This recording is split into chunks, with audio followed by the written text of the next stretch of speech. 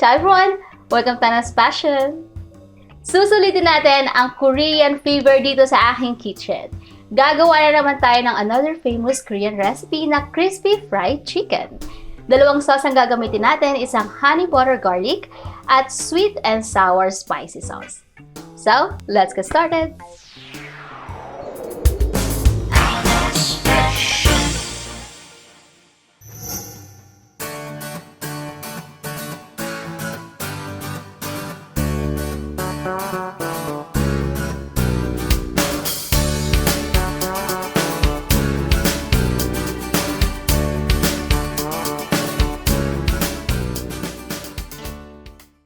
Ang gamit nating part ng chicken ay whole chicken wings. So, pinaghiwalay ko na itong wingettes and drumettes. Yan. Paano ba siya? Ganon. Okay.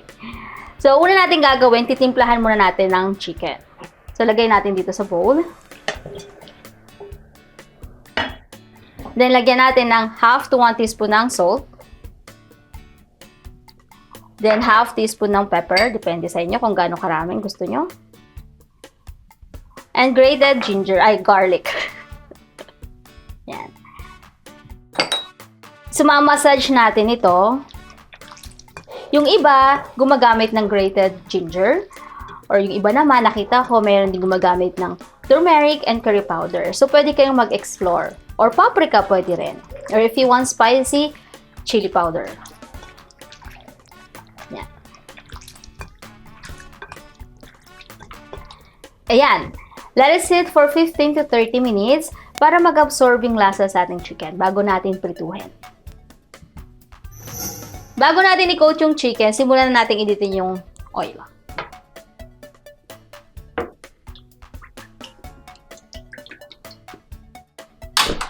Ang gamit ko ay peanut oil. Pwede rin kayo gumamit ng canola or sunflower oil or vegetable oil. Yung mga oil na may high smoke point kasi maganda yun for frying. Sa pag-coat ng chicken, ang gagamitin ko ay cornstarch and potato starch. Gagamit ako ng potato starch kasi yung potato starch nagbibigay ng crispier texture. And yung crispiness niya lasts longer. Pero kung wala kayong mahanap na potato starch, yung substitute pwede yung all-purpose flour or pwede namang cornstarch lahat. Gawin yung 1 cup. So, bahala na kayo. Yan, ipaghahalo natin dito sa bowl. Pwede nyo rin i-direct dito sa inyong chicken.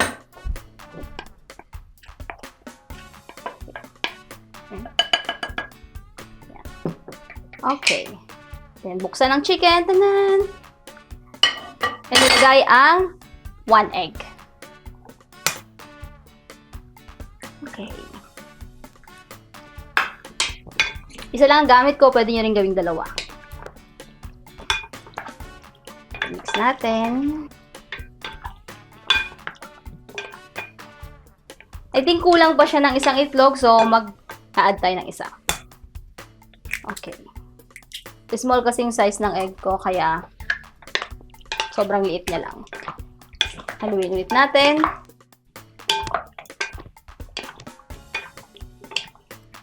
Ayan, then lagay na natin ang ating corn and potato starch.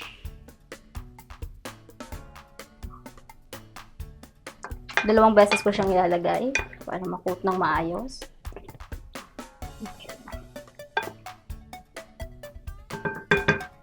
Gumamit tayo ng kamay. Mas best talagang gumamit ng kamay, guys. Make sure na na-coat nyo ng maayos or completely or well ang inyong chicken.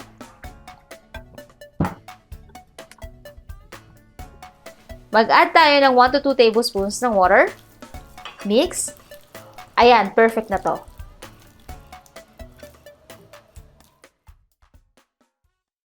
Ayan, ready na tayong i-fry ang ating chicken, marinated chicken. Ang right temperature ng ating oil ay 350 degrees Fahrenheit or 180 degrees Celsius. Kung meron kayong thermometer, pwede kayong gumamit niyan. Kung wala naman, pwede kayong gumamit ng barbecue stick or wooden spoon. So, pag nakita niyo yung bubbles na tumataas na, ganyan, so it means ready na yan. So, ready na yung prituhan. Ilagay na natin isa-isa ang chicken. Nasa medium heat tayo. Pagsasamahin ninyo yung wingettes, magkakasama, and yung drumettes, magkakasama para pare-pareho sila or sabay-sabay silang naluluto.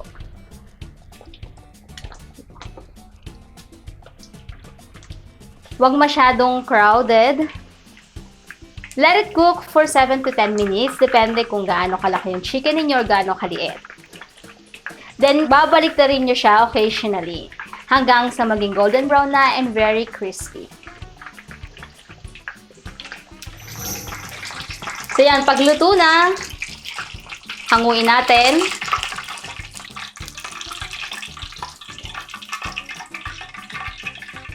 Then, spread natin sa cooling rack or strainer. Tanggalin muna natin ang mga nakalutang, then continue frying. Then, continue cooking lang hanggang sa matapos.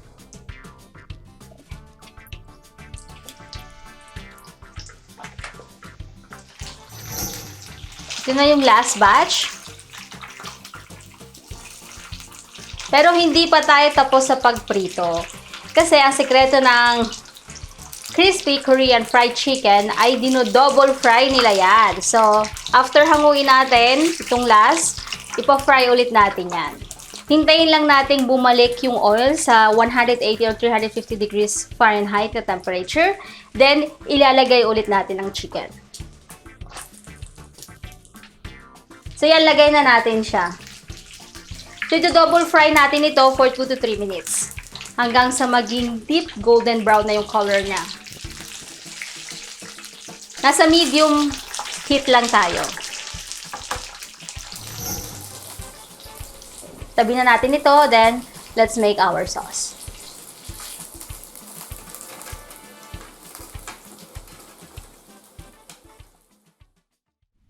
So, yan, ready na tayong gumawa ng ating honey butter garlic sauce. So, buksan ang apoy. Medium low to medium heat. So, ilagay yung ating butter. Then, in-add na rin natin ang ating grated garlic. Pwede kayong gumamit ng minced garlic. Yung dami, okay, depende na sa inyo. Depende sa panlasa nyo. Kung gusto nyo mas strong yung garlic taste, add more. Stir lang natin ito hanggang lumabas yung aroma ng garlic. So, yun, naaamoy nyo na yung aroma ng garlic. Pwede nyo nang ilagay yung sugar. Then, ang soy sauce.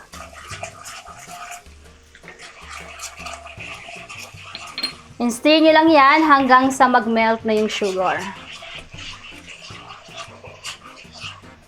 Yan. Pag nag-melt na yung sugar, adi na tayong ilagay yung ating honey. Honey. Huwag nyo masyadong damihan. Huli kong nilalagay yung honey kasi pag masyadong tumagal yung pagluto nito, medyo nag-iiba yung lasa ng honey. So yan. Pag nakikita nyo nagbabubbles na yan, ready na tayong ilagay yung chicken. Okay. Wala. Then, i-coat na natin. Siguraduhin yung na-coat ninyo completely. Dagdagan natin ng isa. Yan. Diba? Completely. So yan, pag na-coat completely na yung ating chicken, ang sunod natin gagawin, patayin yung apoy, maglagay ng sesame seeds. Oh my gosh! Pwede rin kayong maglagay ng nuts like peanuts or sunflower nuts. Yeah. Pwede rin cashew. So. Okay. Then, ilagay ulit natin dito.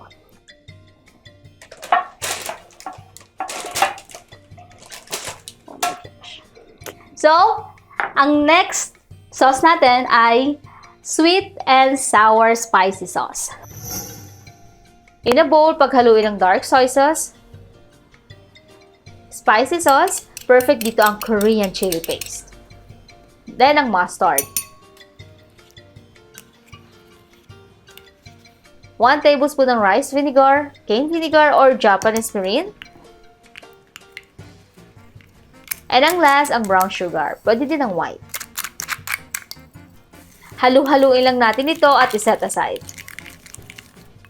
Gupitin or i-chop ang chili. Ang gamit ko ay red and green para sobrang anghang. Super spicy talaga. Yan, gawin na natin ang ating second sauce. Sa ating wok, maglagay ng 1 to 2 tablespoons ng cooking oil. Okay. Then, saute natin ang grated garlic with chili. Pwede kayong gumamit ng fresh or yung dried. Ang gamit ko dried. Ayan, stir natin ito hanggang sa ma-release yung aroma. Huwag niyong iba-brown kasi magiging bitter siya. So, pag bumago na yan, ilagay ang ating sauce. Ooh. Stir natin hanggang sa lumapot na yung sauce at mag-melt yung sugar. Nakita ko to dun sa YouTube channel na pinapakita yung mga Korean street foods. So, nanonood kami ng asawa ko niyan paggabi. So, natatakam kami. So, yan. Pag nag-thick na yan, nag-thicken na yung sauce, ilagay na yung honey. Bilisan nyo yung kilos dito, ha? Bawal ang mabagal. So, yan. Ilagay yung honey, then mix. Then, wait lang tayo ng mga 30 seconds. Yan. Then, i-add in na natin ang ating fried chicken. Yan. Okay. Whoop. Yan. And then, i-coat natin well ang ating chicken. Yan. Wow! Ang sarap. Then, last, ang sesame seeds.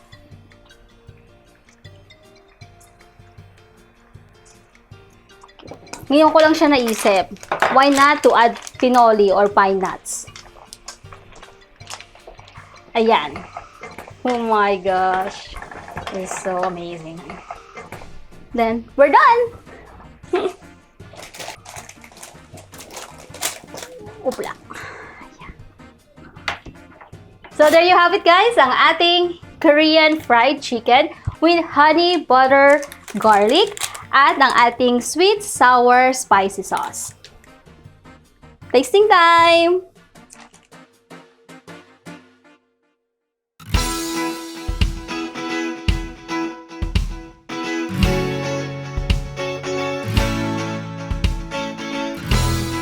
So, titikman na natin. Bon appetito! Hindi ko alam kung paano sabihin yung bon appetito or have a good meal sa Korean. Comment nyo sa baba kung paano. So, bon appetito!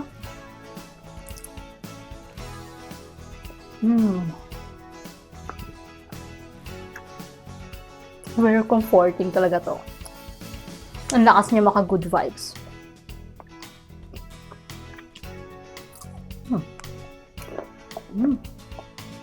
So crunchy.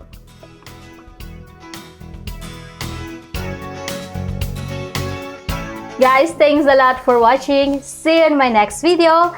And don't forget to subscribe to Anna's Passion, ring the notification bell para updated kayo sa lahat ng aking new yumminess. And please comment sa baba. Let me know what you think. Ciao for now!